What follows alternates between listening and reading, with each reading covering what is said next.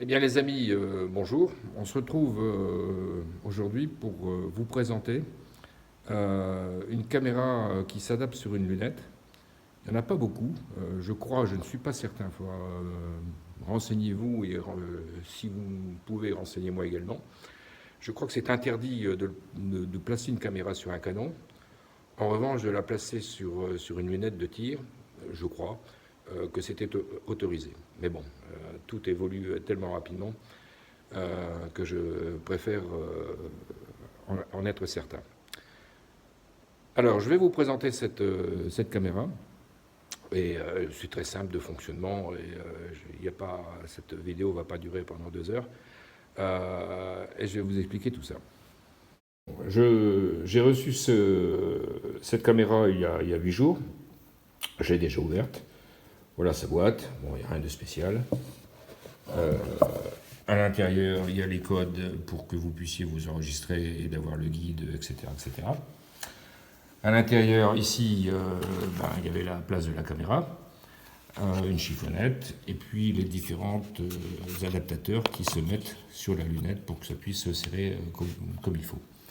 Une clé de serrage, voilà, pour serrer ici. Un manuel d'instruction, très basique, rien de très compliqué. Voilà. On va tout de suite démarrer, ça vaut aux environs de 700 euros. Bon, c'est quand même une somme. Alors, la première des choses, c'est que quand vous avez, comme cette lunette Zeiss, un réticule lumineux, eh bien on ne peut pas le mettre en haut sur cette lunette, donc j'étais obligé de le mettre sur le côté. Je n'ai que cette lunette sur laquelle ça ne passe pas. C'est embêtant, puisque le fait d'avoir décalé cette caméra sur le côté, ça inverse le plan. Donc j'ai un petit plan, au lieu d'avoir un plan large, j'ai un petit plan. Bon, voilà, je dois faire avec. Alors vous avez ici, à gauche, un bouton marche arrêt, et à droite, un bouton pour passer de vidéo en photo et pour être connecté en Wi-Fi sur son téléphone. C'est vraiment tout simple, 2 boutons, il n'y a rien de très compliqué. Et on voit mieux ici la vis de serrage qui se fixe sur le bout de la lunette. Alors, l'intérêt de cette caméra, c'est de pouvoir, en dehors de partager avec vous, youtubeurs, de pouvoir revoir son tir et les erreurs qu'on a faites. Surtout pour les jeunes chasseurs, c'est pas toujours facile de savoir pourquoi on a loupé, si on était dessus, devant, derrière, etc., etc. Et en fonction de la vitesse et de la distance de l'animal, de pouvoir revoir la distance. Le fait également de mettre cette lunette sous le côté, je vous montrerai tout à l'heure sur quelques tirs que j'ai faits. Vous avez toute la décharge de la poudre que l'on voit trop et qui empêche de voir réellement l'impact sur l'animal. Bon, je ferai un autre essai avec ma Kiplerhof et placerai la lunette sur le dessus de cette caméra sur le dessus de la lunette et je pense que ça sera réglé. Alors, autre inconvénient, voilà ce que j'ai dû bricoler. Vous reculez de 4 cm ici la distance de la lunette. Vous avez vu à la présentation, j'ai mon pif qui a pris 2 ou 3 chocs. Donc entre deux battues, j'ai mis ces deux anthrax. Bon, c'est fait à l'arrache, mais ça fonctionne parfaitement. Et surtout, si je dois enlever cette caméra pour une utilisation normale, sans cette caméra, bon, je dévisse la vis et puis je remets la plaque de couche. Et c'est très vite fait. Bon, on va rentrer un petit peu plus dans le détail du fonctionnement. Je vais vous expliquer comment ça marche.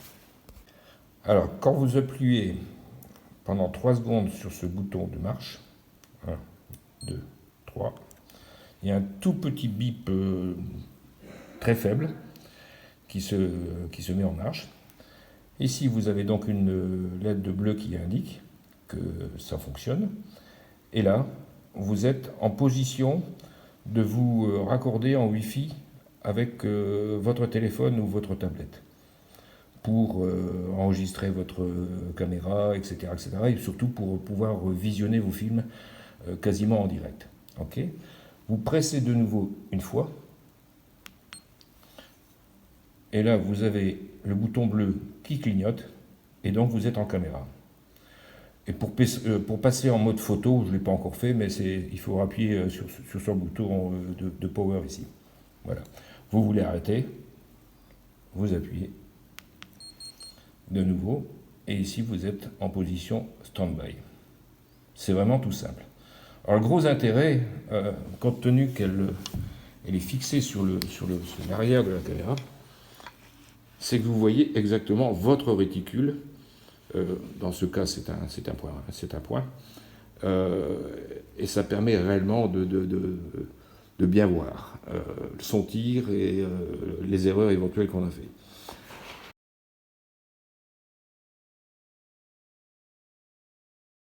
Alors la qualité de cette caméra, elle est globalement bonne, mais je perds en netteté par rapport à la qualité de Zeiss.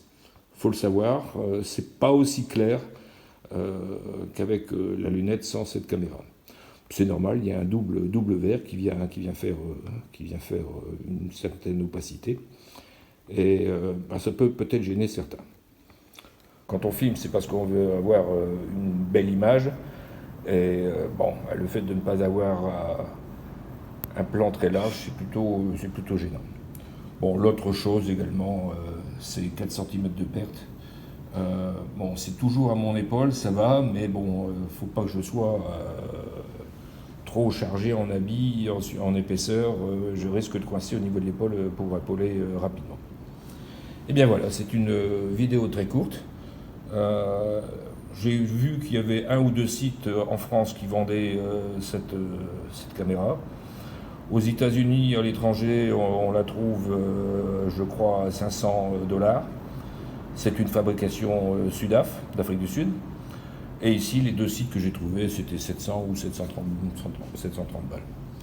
Voilà. Vous tapez sur Google et on la trouve très facilement.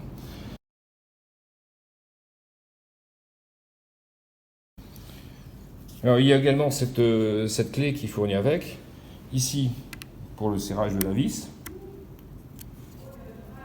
Et ici, vous avez 2 boutons. Alors, voilà.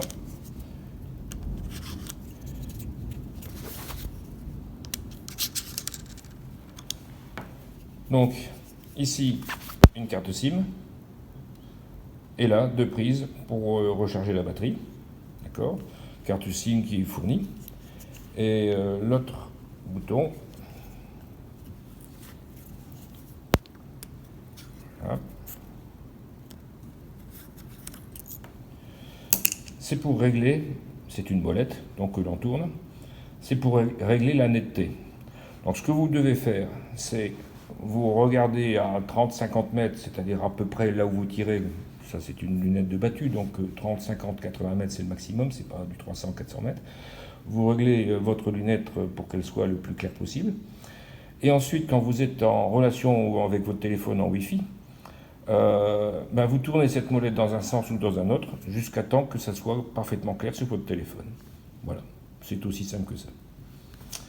Ben voilà pour cette vidéo, et je vous mets quelques aperçus qui ont été faits, quelques caméras, enfin quelques prises de vue qui ont été faites avec cette caméra. Merci, au revoir.